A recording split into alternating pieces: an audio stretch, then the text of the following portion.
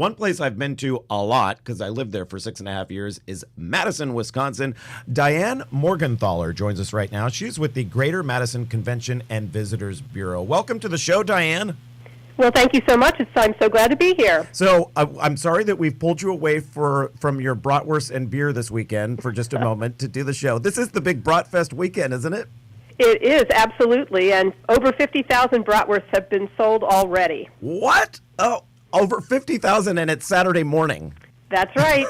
How many do they expect to sell throughout the entire, through Monday? Boy, I don't have their target goal, but I know that they're hoping to break their records, and the records they've sold over 3 million brats in the years that they've been doing this. So, and the great thing about it is every bratwurst that is sold is for charity. Absolutely. There are 95 charities that will benefit from this weekend's festival and the proceeds from the festival. Now, when people think Wisconsin, they do think sausages, they think beer. What do you find when people visiting Madison speak with you is their biggest surprise? Some things they expect, like the bratwurst and the beer. What don't they expect? I don't think they expect the city of Madison to be quite as cultured and lively as it is. Mm-hmm. I think they think it might be a slow Midwestern town, and it's actually a very vibrant small city. It really is. It is. So. It has a big city atmosphere with small town values. Absolutely. Mm-hmm. And I think the other big surprise, honestly, is how beautiful the setting is. Mm. Very few cities are built on an isthmus between two gorgeous lakes, mm-hmm. and people kind of go, wow, I understand intellectually what an isthmus is, but really seeing it and seeing how beautiful it is, I think, is another thing that is a big surprise for people. I had not heard the term isthmus before I moved there, and I remember when I first saw it, I realized I was going to have to pronounce it a lot on the news, and I was like, how do you say that? Isthmus? Like, it's not the easiest word to say, but it's basically a little land strip between two large bodies of water. That's correct. And of course, Madison, this downtown isthmus, is only 1 mile wide, so it's extremely walkable, and you can walk from lake to lake. It is. And you there in Madison do something that I think every city should do. I think that here in San Luis Obispo, they would benefit from doing something similar to this. You have a shopping street that is primarily pedestrian. It is, with the exception of public transport, our bus system, it is a pedestrian mall, and it stretches right from our capital, because Madison is also the state capital, mm-hmm. stretches from the Capitol Square 1 mile down to the University of Wisconsin, our Big Ten campus. So it's full of lively little shops and restaurants, most of which are locally owned and operated. So year-round, it's a place to go, get a bite to eat, find something unique to browse and shop.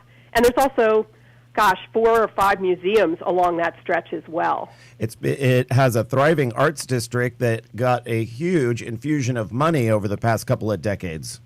Absolutely. We had a really generous local patron who assisted in building the Overture Center for the Arts, designed by Cesar Pelli. It's just a stunning building and is home to 10 performing arts companies, dance, opera, symphony, chamber orchestra. So really an amazing asset for our community and a stunning building. Because there was always an arts community there before, but in the past you could not host large Broadway traveling shows because there wasn't like the hookup for the semi-trucks to, bring the proper stages. Correct. And that sort of thing.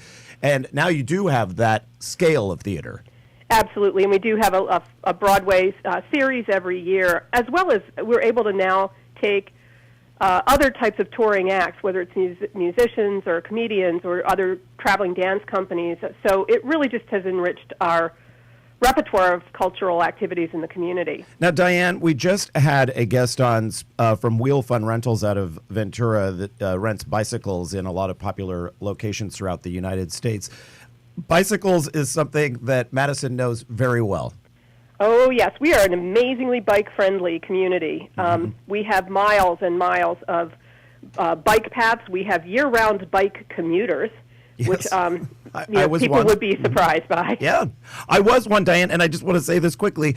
I didn't live too far from the station, so I don't want to pat myself on the back too much. In fact, for a short period of time, I lived a block away. but then then my commute increased to about, I think it was like 2.5 miles or so, and I did commute year round when I could. And the thing that would always shock me when, because I used to work for NBC 15 there with Charlie Shortino and Christine Belport, and was when we would take some different camera shots, the tower cams that show the streets being cleared, and the bike paths on occasion would be cleared before the city car streets. That is true. That is true. We want to be sure our bikers are safe as they're commuting to work, and that's absolutely true. One of the things that we've added since you moved away is a bike share system. I heard, B-Cycle. Mm-hmm. And that's been a really great addition to our biking community. Folks can pick up a bike at a bike station, rent it for a short period of time, essentially, to go from point to point downtown. And so you pick your bike up at one station and go where you're going, drop it off, go about your business, pick up another bike when you're ready to return, and head back out again. It's unbelievably affordable, too. Isn't it like $5 or something? Yeah. It's very reasonably priced. They're great, sturdy bikes. They're all Trek bikes. And it's just yet one more thing that we now have to support our biking culture here. Now, you consistently rank in the top 10 cities in the United States for biking, but Madison has this, you're always on a top 10 list. Yes, and we like that. You consistently get, I think it's Money Magazine has rated you many, many times as one of either the top or one of the top mid-sized cities to live in the United States. Absolutely, and we've gotten some really great ratings in the last year or so too. We're very bikeable, obviously, one of the top 10 cycling cities according to USA Today, and we also have, we were just recently by livability.com ranked the 8th best music scene. Oh. So it's not all about bikes. No. We've been rated well for our dog parks as the best town to live in, as most educated city, best places to retire for veterans. I mean, all sorts of things. So it's always pretty amusing for those of us who live here, but we're also very proud of our city and how livable it is for everyone. Now, Diane, I know as the spokesperson for the Greater Madison Convention and Visitors Bureau, when I ask you this next question, you're going to say every time of year is the perfect time to, to visit Madison. But if you had family visiting or something like that, and you really wanted to give them sort of the scoop, the skinny on the best time to visit Madison, what month would you pick? Well, it would really depend on which one of my family was coming. So for my sports fan family, I'd tell them to come when we've got a football game going on at Camp Randall Stadium, because the Badgers are a great team to watch playing sports. Big Ten sports. And the Big Ten sports we turn the town red for Badger Red when there's a game in town, and it's a lot of fun. There's great tailgating and lots of great things to do. I also have friends, though, family, who like to explore the arts and culture, and I would say to them, well, come sometime in the summer when we either have a concerts on the square, our chamber orchestra plays outside once a week for the month of July. And you can get a picnic dinner delivered to you. Yeah. Yeah, it's a fabulous thing. And the other great outdoor theater that we have is American Players Theater just outside Madison in Spring Green, which is a nationally acclaimed theater group that does Shakespeare and other plays in an outdoor setting. And again, the experience is going out in the afternoon and having a picnic, a glass of wine, and then as the sun sets, entering the theater and seeing a wonderful show. And you're right there by Frank Lloyd Wright's Taliesin. Absolutely. So you can really make a day of it and visit Taliesin as well before you head for your glass of wine and your picnic. So there are many great things to do here, depending on what people want to do. I think if you're a movie buff, come for our film festival in April.